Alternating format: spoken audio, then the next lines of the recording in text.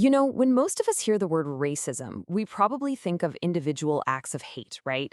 But what if I told you there's something much deeper going on, a kind of hidden system that's all around us? In this explainer, we're going to dig into this idea that race isn't really about biology at all. It's about power. So let's jump right in. Okay, so let me ask you a question, and it might sound super simple at first. Are we born a certain race? I mean, are you born white, black, or brown? Now, most of us would probably say, yeah, of course. But the ideas we're about to explore, well, they suggest the answer is way more complicated than that. I mean, this quote right here, it just nails it. The author, Clive Gabay, says we aren't born these identities, we become them. It's a process. Think about that for a second. It means we're basically sorted into a kind of hierarchy, and that is a huge idea to get your head around.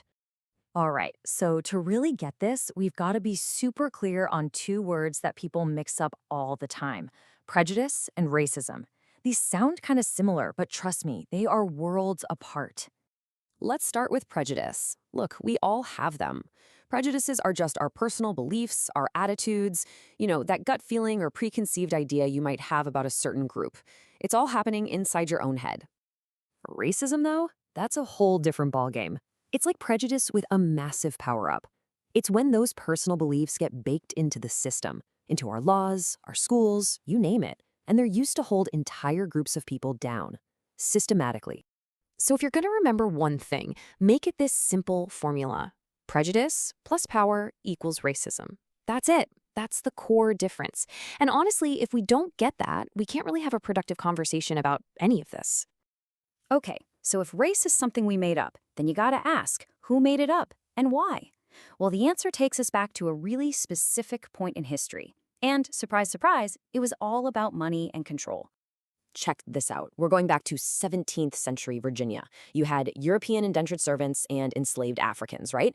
And they were actually working together, even rebelling together against the rich landowners, the elites. They were terrified. So they came up with this honestly brilliant but awful plan. They literally invented the legal ideas of white and black. They gave one group special privileges and stripped the other of all their rights. It was a classic divide and conquer move. This leads us to a really powerful but kind of heavy idea called racial grammar. It's like the unspoken rule book that makes all of these racial hierarchies feel, well, normal, natural, even when they're totally not.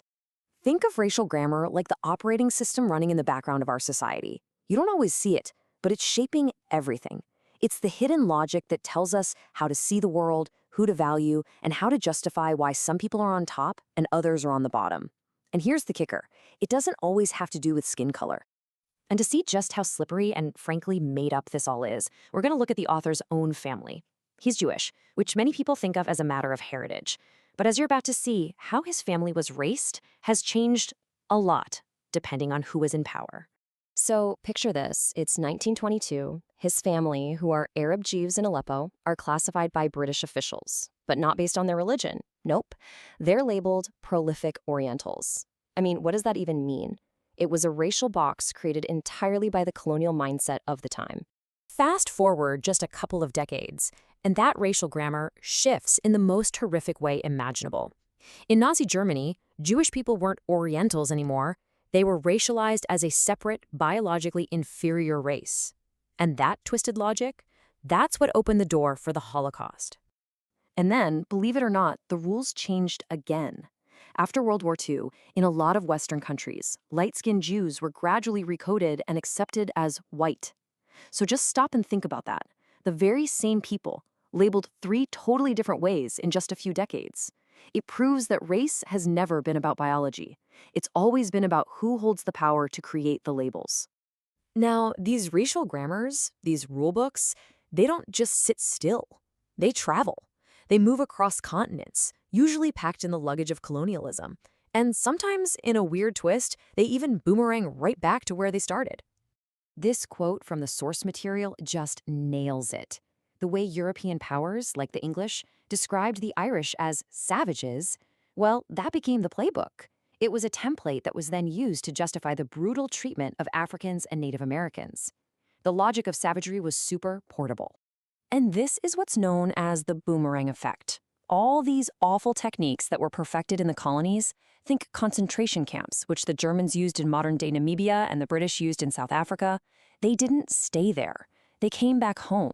They boomeranged back to Europe and influenced the insane violence of the 20th century.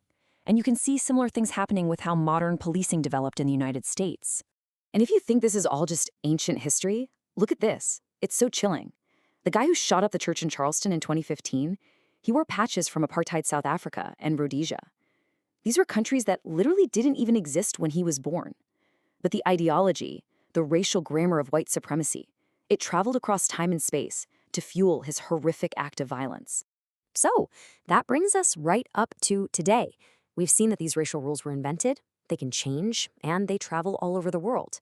The big question is, how are they still shaping our lives right now? And I get it, it's easy to think, okay, that was then, this is now. But is it really?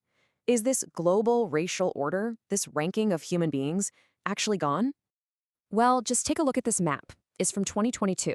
It shows which countries voted against waiving the patents on COVID-19 vaccines, a move that would have helped poorer countries get them faster.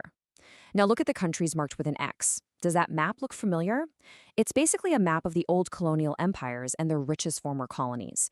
The echoes of who has power over life and death, they are absolutely still with us today. So, where does that leave us? What's the big takeaway here? It's that this isn't just about the past. If this hidden racial grammar can shape something as massive as a global pandemic response, then you have to start asking, where else is it at work? Think about climate change and who suffers the most. Think about migration and who gets to cross borders. Think about the global economy and who gets rich.